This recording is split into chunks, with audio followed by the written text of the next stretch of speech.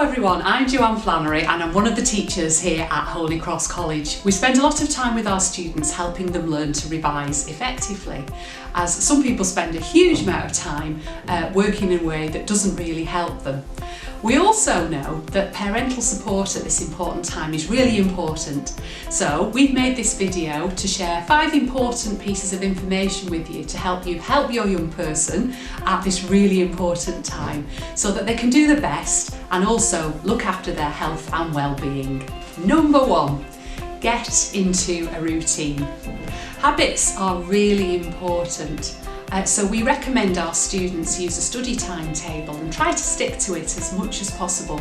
There are blank study timetables in the students' learning logs, and we recommend starting by crossing out any existing commitments. These might be lessons, it might be jobs, hobbies.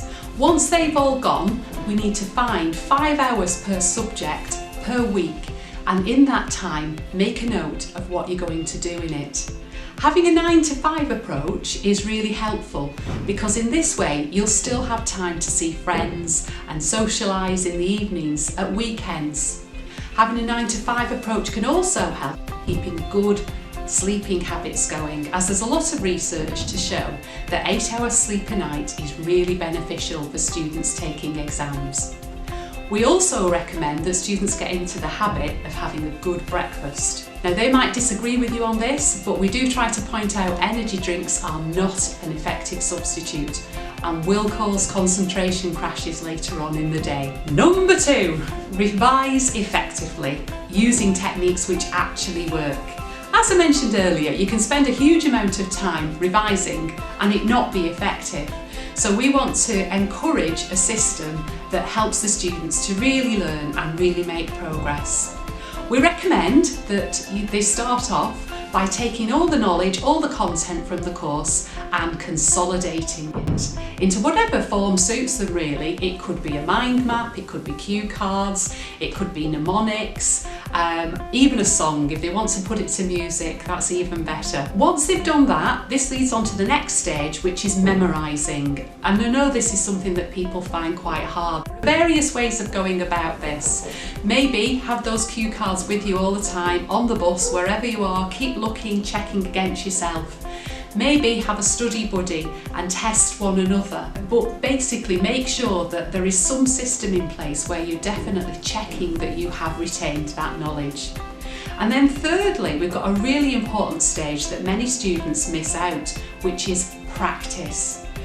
Taking an exam's a bit like taking a driving test, and you wouldn't just read the highway code before that. You would get in a car, you would practice, you would get on the road.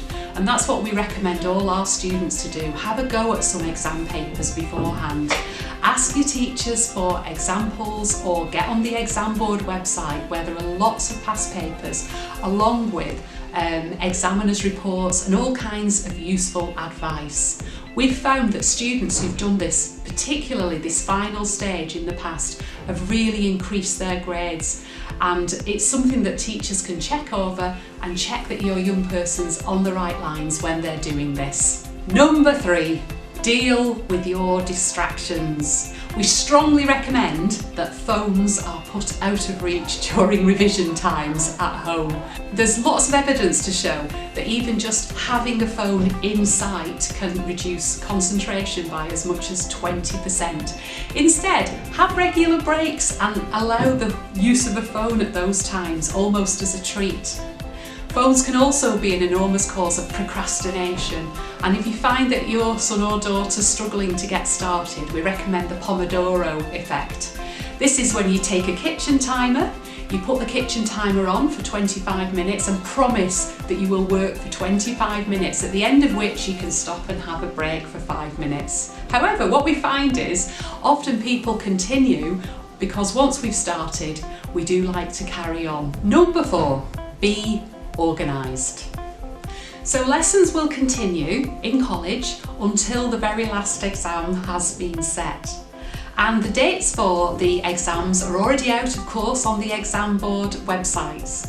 Can we recommend that you take these and put them up on the fridge or somewhere really visible so that everybody in the house knows when these exams take place? We really want students to be in the right place at the right time.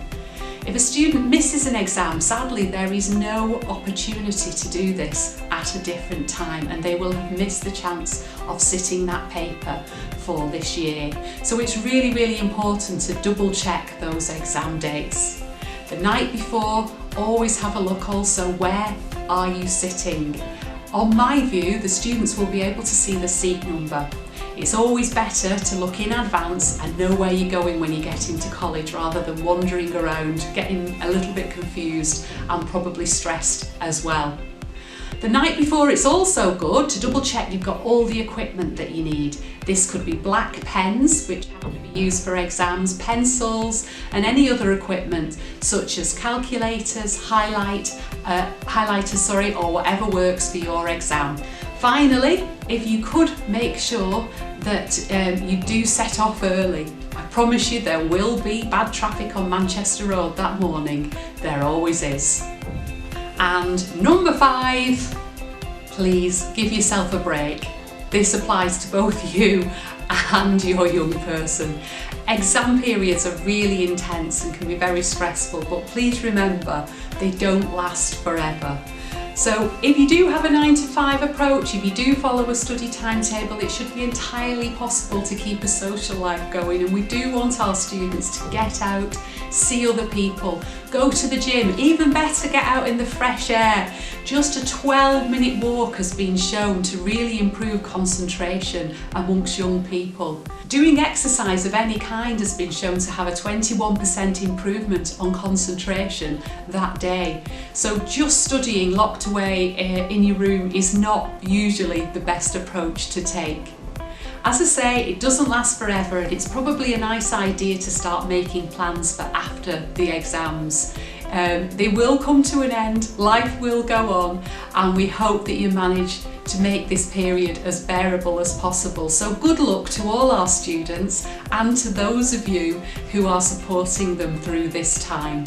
For more information about revision techniques, we recommend the Learning Scientist website, which has a lot of techniques on there, some of which I've mentioned in this video. And of course, if you have any further questions, don't hesitate to call us here at Holy Cross College. Thanks for listening.